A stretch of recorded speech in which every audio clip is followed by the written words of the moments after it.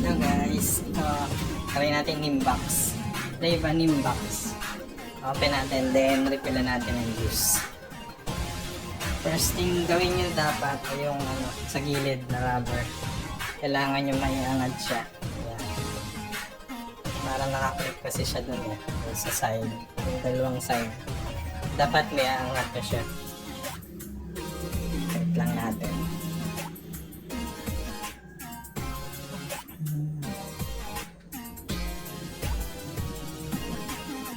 Ayan, yung dalawang side niyan. Dapat nakaangat siya. Para madali niyong maiangat yung top box. Top case niya. Ito nakalock siya. Hindi niya siya matatanggal. Hanggat hindi niya naiangat yung cover. Basta luwagan nyo na lang siya, yung mga sidings niya. Luwagan nyo lang. Hindi niya siya matatanggal ng buo. Kasi nakalock sa loob. Ito, pwede na siyang iangat dyan, yung gitna. Gamit lang kayo ng kutsilyo, kaya yung flat na matigas dapat. Ayun yun, simple na siya. Tapos tagalin nyo na yung rubber niya.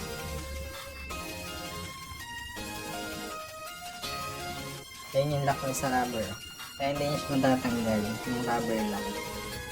Kailangan matanggal muna itong dalawang cover niya.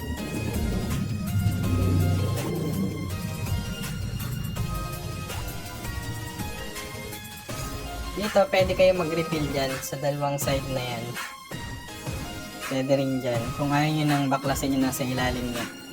Kasi minsan, nagkaka-diferensya pag mali yung pasok, yung bola. Kaya pwede na kayo maglagay sa taas. Yung ginawa ko, sa ilalim ako naglagay, then nilagyan ko rin sa taas.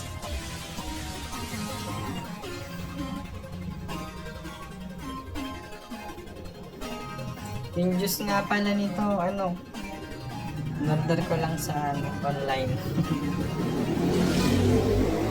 Dapat yung concentrated juice ang ilalagay nyo. Huwag kayong maglalagay ng mga pre-base. Kahit yung Saltnik, hindi siya nagana. Minsan walang lasa. Dapat yung mga formula ang ilalagay nyo dyan. Para hindi masayang yung effort yung pagbaklas. Medyo may kamahalan ng juice nito, nasa 300 plus. Pero sulit naman, parang bago na rin. Yan. Yung nilagyan ko sa ilalim, din lalagyan ko rin siya sa top. Yan, tinesting ko muna kung nagana. Okay naman nagana. Then yan, nilagyan ko rin siya. Huwag nyo lang kadamihan, mga 10 ml, okay na yun. Dito, tinansya ko na lang kasi sanay na naman ako maglagay dyan ng juice. Basta huwag niyong dadamihan kasi yung tendency nung iba, pag sobrang dami, naglilik papunta ilalim, masisira na agad siya. Yan, tapos balik nyo lang, then yung rubber. Pagkatapos niyan, rubber, yan, tinesting ko siya uli. Goods naman. Ilagay ko dito ay ice coffee. Goods naman siya.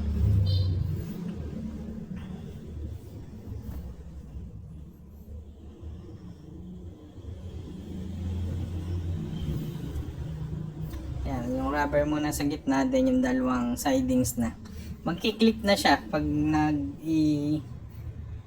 nalagay nyo na yung dalawang sides. Ipe-press nyo na lang siya sa gitna. Ayan, press nyo na lang. Mag-automatic click na siya.